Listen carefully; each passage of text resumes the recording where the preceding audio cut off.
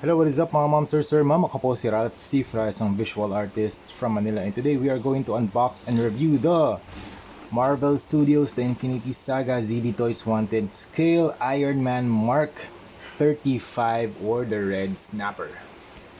Thank you very much Laro Anan for sponsoring this video. Thank you very much for sending the action figure for unboxing, review, and customization. So if you want to have your Iron Man action figures, punta lang kayo dito sa Laro Anan on Facebook and mag-inquire kayo ng Red Snapper. Super cool action figure for only 1,450 pesos only. Alright, let's start with the box art. You have the image of the Iron Man Mark 35 here na nakaharap sa kanyang left side or sa side ko, sa right side. And my point of view, and sa right side siya nakaharap. And then you have the ZD Toys logo, Wanted Scale Iron Man Collections. You have the Circuit 3 pattern sa likod, number 35 here. On the background, Marvel Studios Iron Man 3 na logo, movie logo, 35. And then you have the Chinese text here, copyright Marvel. Sa side, you have the shot of the action figure with the retractable pneumatic pinchers. Yan. Ito yung mga pinchers niya. Mayroon din palang ano to. LED. Pwede rin pala lagyan. Okay. Hindi siya LED version mga ma'am sir. And then you have the Zongdong Toys logo. Ang ibig sabihin ng ZD Toys ay Zongdong Toys. You have the seal of Disney here. Ibig sabihin ng ZD Toys ay authentic, original. Hindi siya fake, hindi siya KO, hindi siya bootleg. Sa likod, isang lang yung shot ni Red Snapper dito, so wala na siyang rear shot. Usually kasi yan front and back shots. And then you have the dynamic poses, accessories, Chinese text, QR code, barcode. And then sa loob, meron siyang magnetic na flap to protect the action figure. And then dito sa loob, you have the first tray, yung action figure nandito. Second tray naman yung mga accessories. Okay? This is Red Snapper out of the box, and nilagay ko na rin yung kanyang arm dito sa kanyang left arm, itong kanyang retractable pneumatic pinchers. Okay? 7 inches tall siya, 1/10 scale. Ito, size comparison agad tayo. We have the FunJoy na Iron Man. I think this is around 5.8 inches. Ito naman, Marvel Legends Disco, 6 inches tall. Okay?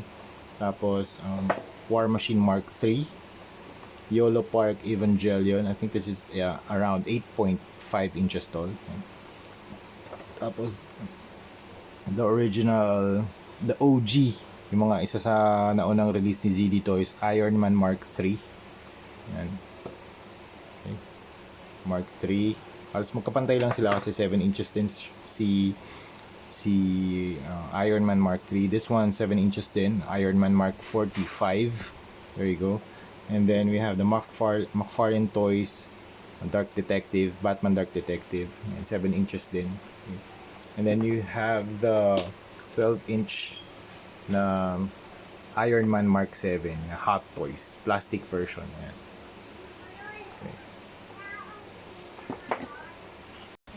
Out of the box, this is very cool. Grabe yung pagka-bulky ng armor ni Red Snapper or Iron Man Mark 35. Color combination niya, cherry red, silver, and some gold areas, gold accent colors sa kanyang shoulders, sa face, sa knees, and sa feet. Meron din siyang silver dito sa kanyang shoulders, dito sa kanyang pinchers, retractable pneumatic pinchers yung term na ginamit dito sa ironmanfandom.com.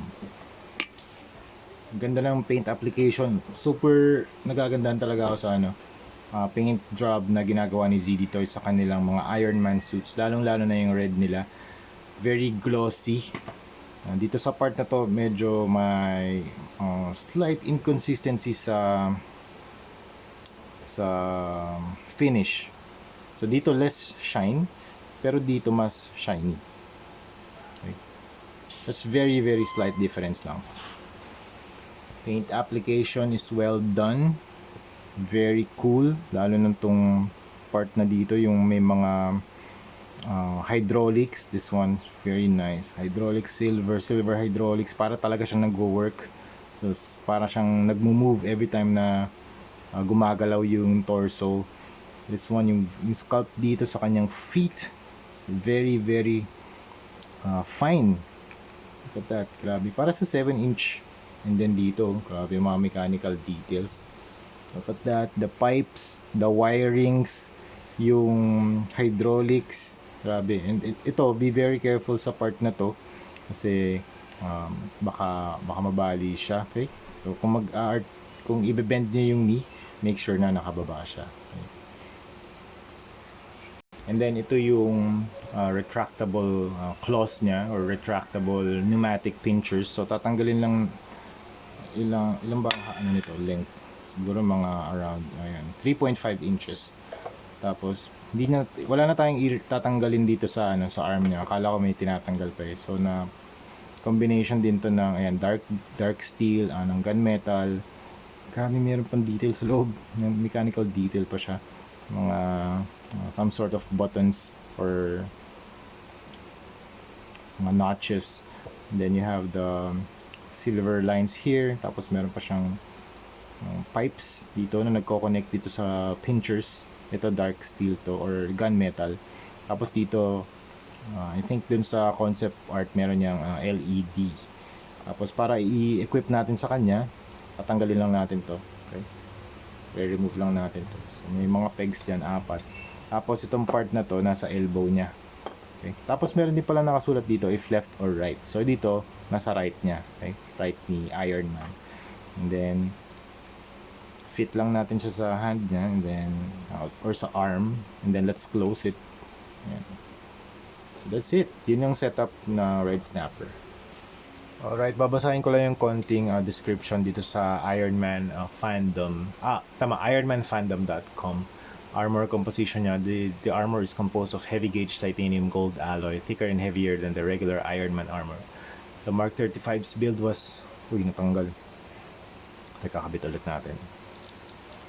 Yan. The Mark 35's build was most likely designed to protect its user from various types of natural disasters such as tornadoes, hurricanes, and earthquakes. This armor is bulletproof, just like all of Tony Stark's armors.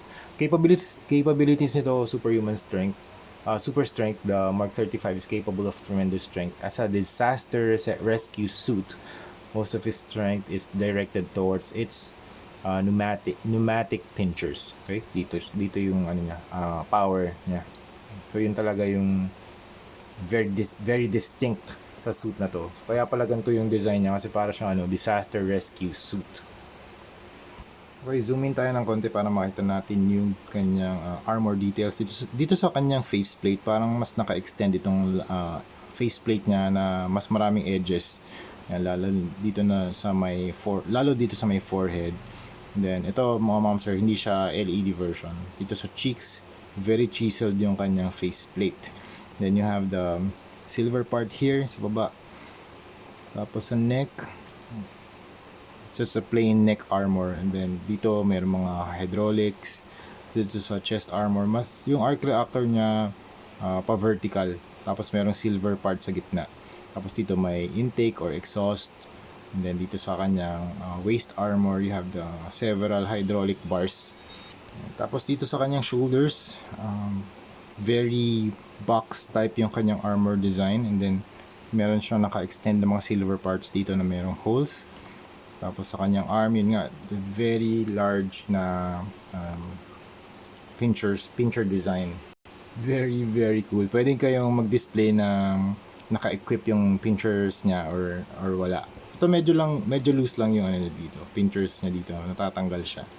Every time na i-rotate ko siya. And then sa legs naman, we have the armor plates here na parang nag-overlap yung sections. And then you have a silver section here, yung inner mechanical suit. Gold part here sa kanyang knees. Tapos yung feet niya, yan. Grabe, ganda nung mechanical detail dito sa kanyang paa. Yung composed of wires, hydraulics, bars, yung mga armor plates. Grabe, sobrang heavy duty. Sa likod naman, you can see the very bulky back here. Tapos mayroong mga slots dito, 3 silver parts. Then you have the gold part here, hydraulics din dito sa likod. And then 4 dots dito sa kanyang back of the thighs. And then Itong kanyang movable tong part na to, some sort of hydraulic tube. And then, what else? Dito sa kanyang feet, meron lang din siyang mga ridges, okay, for additional traction. Alright, for articulation, head, up, rotate. Hindi na siya maro-rotate, ganyan lang. Kasi nakaharang tong part na to, itong shoulder design niya, okay. Tapos yung kanyang shoulders, dito pala, hindi pala shoulders. Tatanggal kaya to. Na-extend. Uy, hindi na. Yan. So, nag-extend pa rin yung arm. Kanina naka-extend na pala, kaya nag-pop off. Yan. So, nag-extend pa rin siya. Pwede nyo i-push. Yan. Pwede nyo i-pull. Okay? Tapos, pwede rin tong i-articulate yung shoulder away from the body for additional articulation. Bicep swivel. Double jointed na elbow. Ball joint yung wrist. And this one, ito medyo loose lang siya. Yung pegs dito na 4. Kaya natatanggal. Okay? Yan. Pero pwede na may kabit ulit. Sa torso, na-extend ba to? Hindi na. Okay, ayun na-extend. Okay, extended na pala siya. Okay. Push up and down.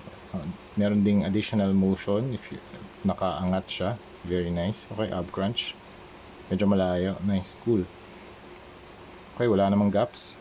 Okay. Dito sa tubes magkakaroon siya ng gaps. Okay. Yan. Tapos yung walang waist movement dito, walang cut, okay? Tapos dito sa kanya feet can move up, move backward, okay? Itong kanya meron ding thigh rotation. Tapos ito, make sure na nakababa yung tube. Tapos articulate natin to, okay? Ganyan lang.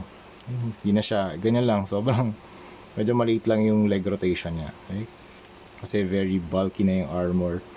And then, okay, dito sa paa, konti lang din yung movement, okay? Up, down, konting-konti lang, pero meron naman siyang swivel, okay? Like this, side to side. Okay, sa accessories, meron siyang hexagonal base, tapos meron din siyang waist grabber na spring-loaded, para pag hinawakan natin siya, or you can do some flight poses. Tapos meron din siyang kasamang dalawang alt hands na open palms, okay? And then you have the fire effects or blast effects, okay? Overall, this is a very nice action figure. Pwede nyo to idagdag sa inyong Iron Man ZD Toys Iron Man collection. Grabe, ang angas nung kanya pincher design, okay? Medyo loose lang to, so pwede naman natin i-fix yan. Pero overall, this is a very nice release from ZD Toys. For if you want to have this, punta lang kayo sa Laro Anan. Thank you very much, Laro Anan, for sending this for unboxing, review, and customization. 1,450 only. Okay, so yun. Thank you very much for watching, and see you sa next video. Bye-bye.